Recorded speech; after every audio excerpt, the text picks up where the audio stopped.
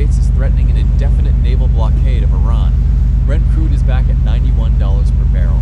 Shipping traffic through the strait has fallen below the monthly average. This is not background news if you live in the UAE. This is the economic environment you are working and building wealth inside right now. Let me be direct about what an indefinite U.S. naval blockade of Iran actually means. The word indefinite changes everything. Previous disruptions were temporary. Conflict, a pause, a ceasefire, an escalation. An indefinite blockade is a structural change to happen. Middle Eastern oil reaches global markets. If the U.S. commits to an indefinite blockade, oil supply from the Gulf faces sustained disruption, not a temporary spike. Brent crude settled $91 per barrel, spurring speculation that inflationary pressures could make the Federal Reserve raise rates before the year is over. Treasury 30-year yields hit the highest level since 2007. Here is the chain reaction happening right now. Oil at $91 means energy costs rise globally.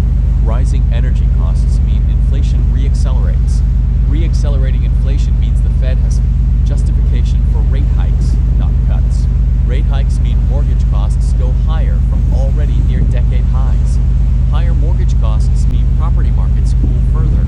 Cooling property markets affect construction employment, banking revenues, and consumer confidence simultaneously. The Abu Dhabi connection is specifically significant.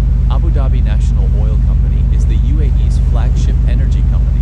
Attacks on EDNOC vessels in the Strait of Hormuz are not just oil price news. They are an attack on UAE economic infrastructure. The UAE government's response to this escalation will shape the regional economic environment for the coming months. Your specific action plan as a UAE resident this week. First, if your emergency fund is below 6 months of expenses, build it now while you still have full income. Second, review your employment situation honestly. Government-adjacent employment, energy sector work, and construction all face elevated risk in a sustained oil disruption scenario. Third, ensure your investments are globally diversified.